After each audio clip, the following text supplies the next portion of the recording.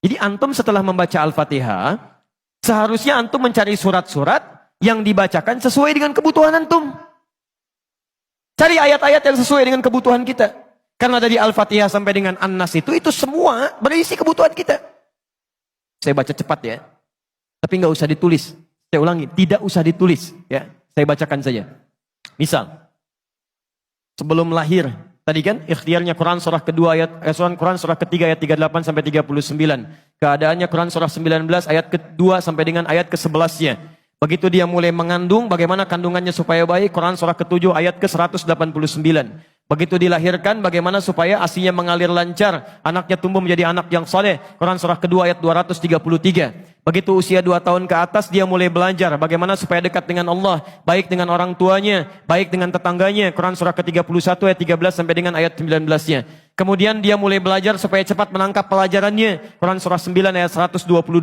Supaya meningkat prestasinya, Quran surah 58 ayat yang ke-11. Kemudian dia mulai meningkat lagi pendidikannya, mulai mendapatkan teman-teman bergaul. Bagaimana supaya tidak bisa merubah keadaannya, supaya lebih dekat dengan Allah, tidak terjebak dalam pergaulan bebas, Quran surah ke-49 ayat ke-13-nya. Ada yang serius datang mau melamar, bagaimana menyikapinya, Quran surah ke-4 ayat yang ke-4. Terjadi pernikahan, Quran surah 30 ayat ke-21. Setelah menikah, bagaimana membagi tugasnya, supaya tidak gelisah dalam pembagian tugas, tidak saling menyingkirkan satu dengan yang lainnya, Quran surah ke-4 ayat 34. Setelah dia menikah, suami mulai mencari nafkah. Bagaimana cara bekerjanya? Yang standar ada di Quran surah kedua ayat 168. Kalau mendapatkan ingin yang lebih mudah lagi, Quran surah kedua ayat 172. Kalau belum berangkat, rizkinya sudah menunggu dia, Quran surah 7 ayat ke-96-nya.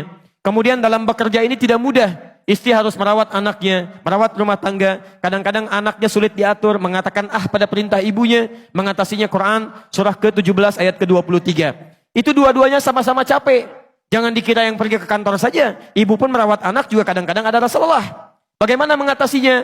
Kalau lelah-lelah sedikit, itu ada di Quran surah ke-26 ayat ke-80.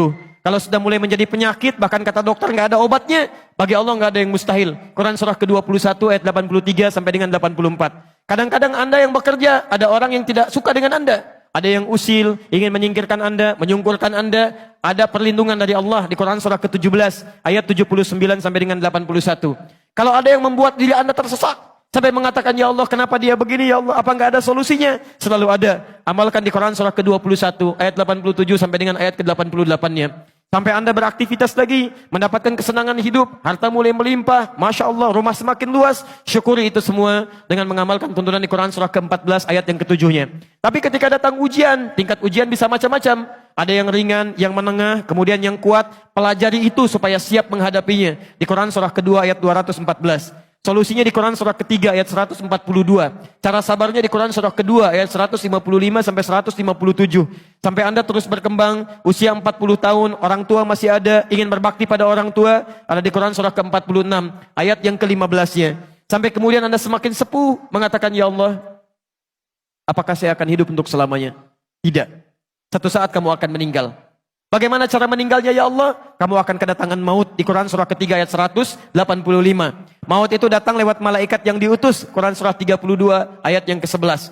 Bagaimana cara diambilnya ya Allah? Kalau kamu ingin tenang diambilnya, kerjakan amal soleh. Maka kamu akan dipanggil dengan kalimat yang menenangkan. Ya ayyatuhan nafsul mutmainnah. Quran surah 89 ayat 27 sampai dengan ayat 30.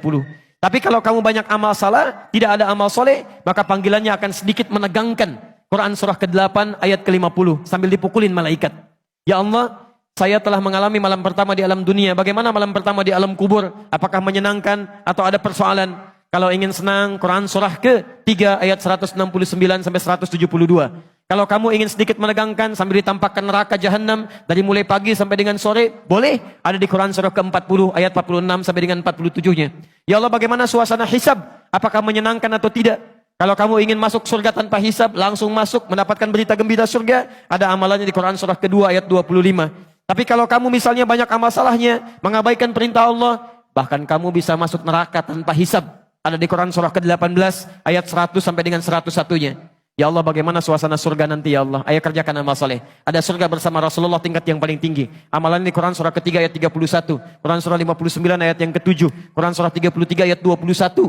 Ada surga yang di taman surga yang memberikan langsung Allah, bisa melihat Allah tanpa hijab. Quran surah 75 ayat 22 sampai dengan ayat 23. Ada amalannya di Quran surah ke-51 ayat 15 sampai dengan ayat 23. Ada ada surga seluas langit dan bumi. Kemanapun kamu beraktivitas tidak akan pernah menemukan ujungnya. Quran surah ketiga ayat 133 sampai dengan 134. Ada semua. Ada semua. Di Anda punya masalah apapun, ayatnya ada di Quran. Jadi begitu mengatakan waladdallin, cari ayat yang sesuai dengan kebutuhan Anda. Mintakan, boleh dilafadzkan. Masalahnya Ustadz, saya nggak hafal ayatnya. Jadi yang dibaca dari subuh sampai isya, An-Nas lagi, minal jinnati, dan dikabulkan oleh Allah. Mimpinya ketemu jin terus gitu kan. Itu yang boleh dilafadzkan.